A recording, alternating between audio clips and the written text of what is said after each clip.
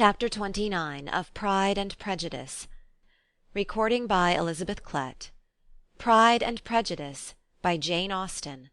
Chapter 29. Mr. Collins's triumph, in consequence of this invitation, was complete. The power of displaying the grandeur of his patroness to his wondering visitors, and of letting them see her civility towards himself and his wife, was exactly what he had wished for, and that an opportunity of doing it should be given so soon was such an instance of Lady Catherine's condescension as he knew not how to admire enough. "I confess," said he, "that I should not have been at all surprised by her ladyship's asking us on Sunday to drink tea and spend the evening at Rosings. I rather expected, from my knowledge of her affability, that it would happen.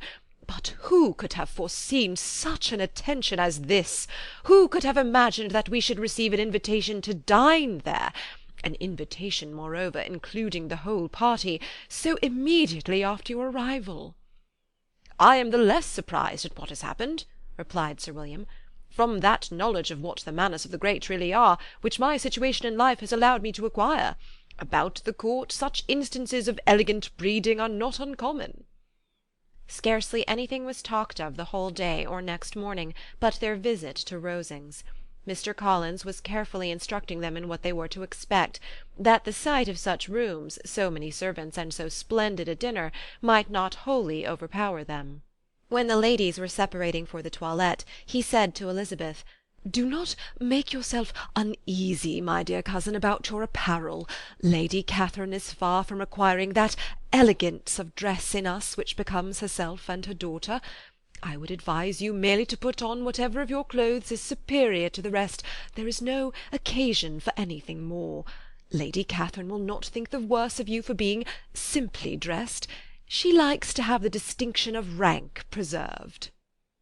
While they were dressing, he came 2 or 3 times to their different doors, to recommend their being quick, as Lady Catherine very much objected to be kept waiting for her dinner. Such formidable accounts of her ladyship, and her manner of living, quite frightened Maria Lucas, who had been little used to company, and she looked forward to her introduction at Rosings with as much apprehension as her father had done to his presentation at St. James's. As the weather was fine, they had a pleasant walk of about half a mile across the park. Every park has its beauty and its prospects, and Elizabeth saw much to be pleased with, though she could not be in such raptures as Mr. Collins expected the scene to inspire, and was but slightly affected by his enumeration of the windows in front of the house, and his relation of what the glazing altogether had originally cost Sir Louis de Bourgh. When they ascended the steps to the hall, Maria's alarm was every moment increasing, and even Sir William did not look perfectly calm. Elizabeth's courage did not fail her. She had heard nothing of Lady Catherine that spoke her awful from any extraordinary talents or miraculous virtue, and the mere stateliness of money or rank she thought she could witness without trepidation. From the entrance hall, of which Mr. Collins pointed out, with a rapturous air, the fine proportion and the finished ornaments, they followed the servants through an antechamber to the room where Lady Catherine, her daughter, and Mrs. Jenkinson were sitting. Her ladyship, with great condescension, arose to receive them, and as Mrs. Collins had settled it with her husband that the office of introduction should be hers, it was performed in a proper manner, without any of those apologies and thanks which he would have thought necessary. In spite of having been at St. James's, Sir William was so completely awed by the grandeur surrounding him that he had but just courage enough to make a very low bow and take his seat without saying a word, and his daughter, frightened almost out of her senses, sat on the edge of her chair, not knowing which way to look. Elizabeth found herself quite equal to the scene, and could observe the 3 ladies before her composedly. Lady Catherine was a tall, large woman, with strongly marked features, which might once have been handsome. Her air was not conciliating, nor was her manner of receiving them such as to make her visitors forget their inferior rank.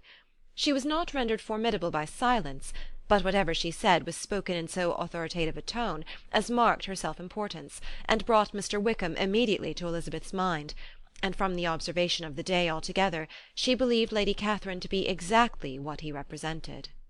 When, after examining the mother, in whose countenance and deportment she soon found some resemblance of Mr. Darcy, she turned her eyes on the daughter, she could almost have joined in Maria's astonishment at her being so thin and so small. There was neither in figure nor face any likeness between the ladies. Miss de Bourgh was pale and sickly. Her features, though not plain, were insignificant, and she spoke very little, except in a low voice to Mrs. Jenkinson, in whose appearance there was nothing remarkable, and who was entirely engaged in listening to what she said, and placing a screen in the proper direction before her eyes. After sitting a few minutes, they were all sent to one of the windows to admire the view, Mr. Collins attending them to point out its beauties, and Lady Catherine kindly informing them that it was much better worth looking at in the summer. The dinner was exceedingly handsome, and there were all the servants and all the articles of plate which Mr. Collins had promised, and, as he had likewise foretold, he took his seat at the bottom of the table by her ladyship's desire, and looked as if he felt that life could furnish nothing greater. He carved, and ate, and praised with delighted alacrity, and every dish was commended, first by him and then by Sir William, who was now enough recovered to echo whatever his son-in-law said, in a manner which Elizabeth wondered Lady Catherine could bear. But Lady Catherine seemed gratified by their excessive admiration, and gave most gracious smiles, especially when any dish on the table proved a novelty to them. The party did not supply much conversation.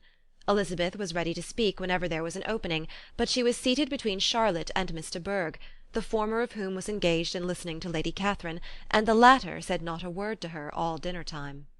Mrs. Jenkinson was chiefly employed in watching how little Miss de Bourgh ate, pressing her to try some other dish, and fearing she was indisposed. Maria thought speaking out of the question, and the gentlemen did nothing but eat and admire. When the ladies returned to the drawing-room, there was little to be done but to hear Lady Catherine talk, which she did without any intermission till coffee came in, delivering her opinion on every subject in so decisive a manner as proved that she was not used to have her judgment controverted. She inquired into Charlotte's domestic concerns familiarly and minutely, gave her a great deal of advice as to the management of them all, told her how everything ought to be regulated in so small a family as hers, and instructed her as to the care of her cows and her poultry. Elizabeth found that nothing was beneath this great lady's attention which could furnish her with an occasion of dictating to others. In the intervals of her discourse with Mrs. Collins, she addressed a variety of questions to Maria and Elizabeth, but especially to the latter, of whose connections she knew the least, and who she observed to Mrs. Collins was a very genteel, pretty kind of girl. She asked her at different times how many sisters she had, whether they were older or younger than herself, whether any of them were likely to be married, whether they were handsome, whether they had been educated, what carriage her father kept, and what had been her mother's maiden name. Elizabeth felt all the impertinence of her questions, but answered them very composedly. Lady Catherine then observed, "Your father's estate is entailed on Mr. Collins, I think. For your sake," turning to Charlotte, "I am glad of it, but otherwise I see no occasion for entailing estates from the female line. It was not thought necessary in Sir Lewis de Bourgh's family. Do you play and sing, Miss Bennet?" "A little." "No, then some time or other we shall be happy to hear you. Our instrument is a capital one, probably superior to— you shall try it some day. Do your sisters play and sing?" "One of them does." "Why did not you all learn? You ought all to have learned. The Miss Webbs all play, and their father has not so good an income as yours. Do you draw?" "No, not at all." "What, none of you?" "Not one." "That is very strange. But I suppose you had no opportunity. Your mother should have taken you to town every spring for the benefit of masters." "My mother would have had no objection, but my father hates London." "Has your governess left you?" "We never had any governess." "No governess? How was that possible? 5 daughters brought up at home without a governess! I never heard of such a thing. Your mother must have been quite a slave to your education." Elizabeth could hardly help smiling as she assured her that that had not been the case. "Then who taught you? Who attended to you? Without a governess you must have been neglected." "Compared with some families, I believe we were, but such of us as wished to learn never wanted the means. We were always encouraged to read, and had all the masters that were necessary. Those who chose to be idle certainly might." "Ay, no doubt, but that is what a governess will prevent, and if I had known your mother, I should have advised her most strenuously to engage one. I always say that nothing is to be done in education without steady and regular instruction, and nobody but a governess can give it. It is wonderful how many families I have been the means of supplying in that way. I am always glad to get a young person well placed out. 4 nieces of Mrs. Jenkinson are most delightfully situated through my means, and it was but the other day that I recommended another young person, who was merely accidentally mentioned to me, and the family are quite delighted with her. Mrs. Collins, did I tell you of Lady Metcalfe's calling yesterday to thank me? She finds Miss Pope a treasure.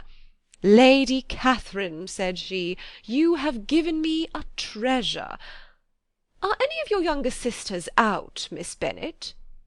Yes, ma'am, all. All? What, all 5 out at once? Very odd, and you only the second. The younger ones out before the elder ones are married. Your younger sisters must be very young. Yes, my youngest is not 16. Perhaps she is full young to be much in company. But really, ma'am, I think it would be very hard upon younger sisters that they should not have their share of society and amusement, because the elder may not have the means or inclination to marry early. The last born has as good a right to the pleasures of youth as the first, and to be kept back on such a motive, I think it would not be very likely to promote sisterly affection or delicacy of mind. Upon my word, said her ladyship, you give your opinion very decidedly for so young a person. Pray, what is your age? With 3 younger sisters grown up, replied Elizabeth, smiling, your ladyship can hardly expect me to own it. Lady Catherine seemed quite astonished at not receiving a direct answer, and Elizabeth suspected herself to be the first creature who had ever dared to trifle with so much dignified impertinence. You cannot be more than 20, I am sure. Therefore you need not conceal your age. I am not 21.